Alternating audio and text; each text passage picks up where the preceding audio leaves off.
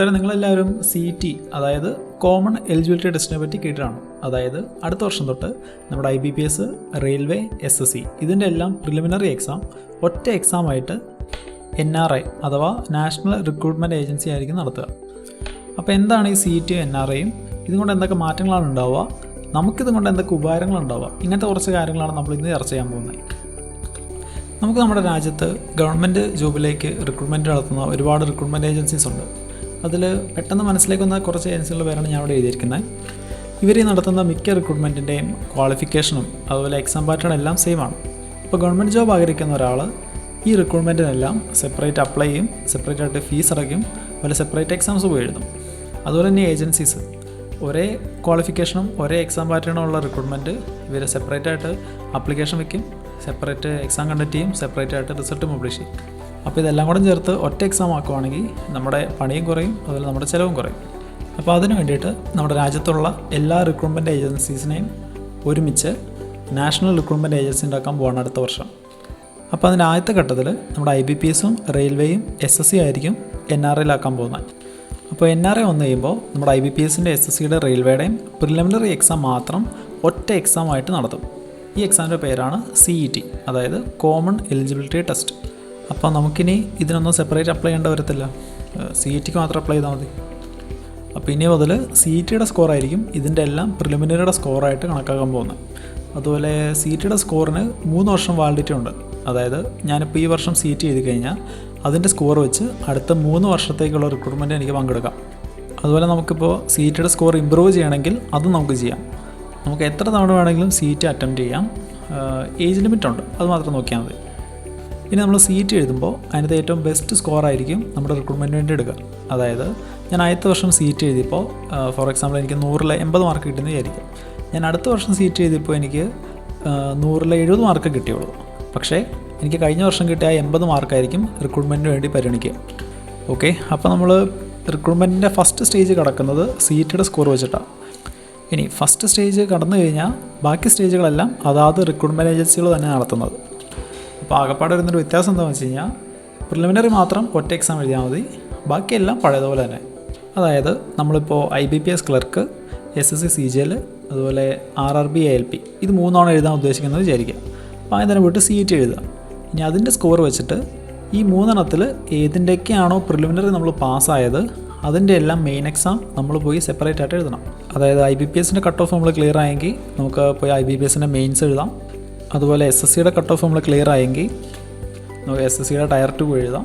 അതുപോലെ റെയിൽവേ പാസ്സായെങ്കിൽ നമുക്ക് റെയിൽവേയുടെ സെക്കൻഡ് സ്റ്റേജ് CPT പോയി എഴുതാം. ക്ലിയർ ആണല്ലോ.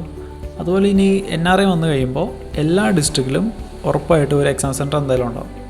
അതിൽ കുറച്ച് സാമ്പത്തികമായിട്ടും സാമൂഹികമായിട്ടും പിന്നോക്കം നിൽക്കുന്ന കുറച്ച് ജില്ലകളിൽ ഈ CET നടത്താനുള്ള സൗകര്യങ്ങൾ വയ്ക്കാൻ ഒരു പ്രത്യേക ഫോക്കസ് ഉണ്ടാവും. അപ്പോൾ മെയിനായിട്ട് ഇത്രയും കാര്യങ്ങളാണ് നമുക്ക് പറയാനുള്ളത്. ഇനി നമ്മുടെ മനസ്സിൽ ചില സംശയങ്ങളുണ്ടാവും, നമുക്ക് അതൊക്കെ നോക്കാം. അപ്പോൾ ആദ്യം തന്നെ CETയുടെ സിലബസിനെ പറ്റി ഒരു കാര്യം നമുക്കിതുവരെ അവൈലബിൾ ആയിട്ടില്ല. പക്ഷേ നമ്മൾ എഴുതാൻ പോകുന്നത് IBPSൻ്റെയും റെയിൽവേയുടെയും SSCയുടെയും പ്രിലിമിനറിയാണ്. ഇതിനിപ്പോൾ ചോദിക്കുന്നത് മാത്സ്, റീസണിങ്, ഇംഗ്ലീഷ്, GK. അതിൽ ബാങ്കിന് മാത്രമേ പ്രിലിമിനറിക്ക് GK ഇല്ലാത്തേ ഉള്ളൂ. അപ്പോൾ CET വരുമ്പോൾ അതിൽ GKയും ഉണ്ടാകാനുള്ള സാധ്യതയുണ്ട്. അപ്പോൾ നിങ്ങൾ ഇപ്പോഴേ പ്രിലിമിനറിക്ക് GK ഉണ്ടാകുന്നുള്ളൊരു ധാരണയിൽ പഠിക്കുക. പിന്നെ നിങ്ങളിപ്പോൾ എക്സാമൊക്കെ എഴുതുന്നവരാണ്, നിങ്ങൾക്കറിയാം നമ്മുടെ IBPSനും റെയിൽവേക്കും SSCക്കും പ്രീക്ക് ചോദിക്കുന്ന ടോപ്പിക്കുകളൊക്കെ വ്യത്യാസമുണ്ട്.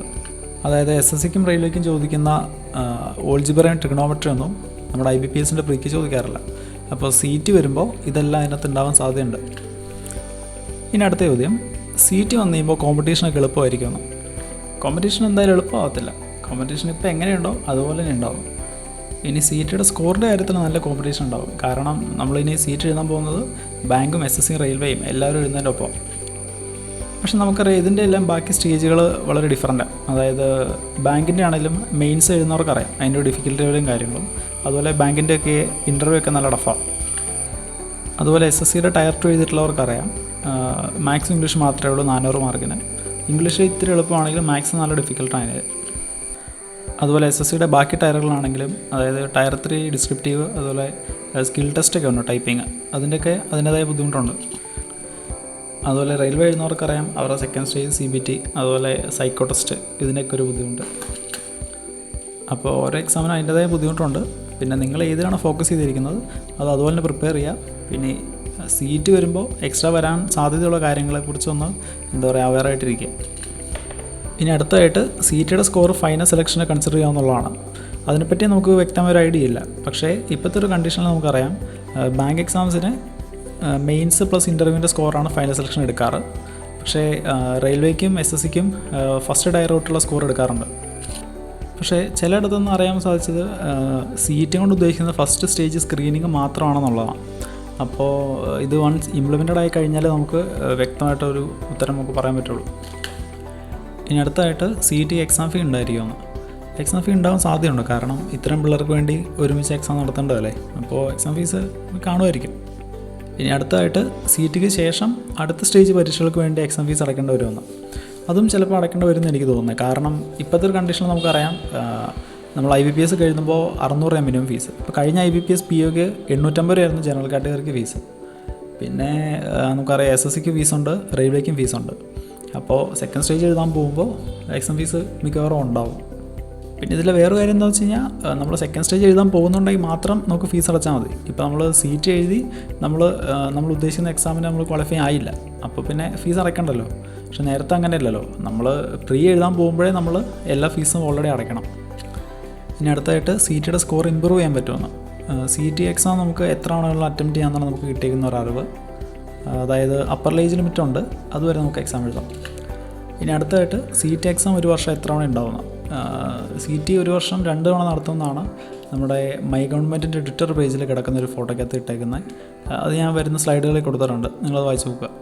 ഇനി അടുത്തായിട്ട് നമ്മുടെ പ്രസ് ഇൻഫോർമേഷൻ ബ്യൂറോയുടെ സൈറ്റിൽ നിന്നും അതുപോലെ പല മിനിസ്ട്രികളുടെ വെബ്സൈറ്റിൽ നിന്നും പിന്നെ ഇവരെല്ലാം ട്വിറ്റർ പേജിൽ നിന്നും കിട്ടിയ കുറച്ച് ഫോട്ടോസും അതിൽ കുറച്ച് PDF-ൻ്റെയും പിന്നെ കുറച്ച് വെബ് പേജിൻ്റെ ഒക്കെ സ്ക്രീൻഷോട്ടുകൾ ഞാൻ വരുന്ന സ്ലൈഡുകൾ ഇട്ടിട്ടുണ്ട്. നിങ്ങളത് ഉറപ്പായിട്ടും വായിച്ച് നോക്കുക.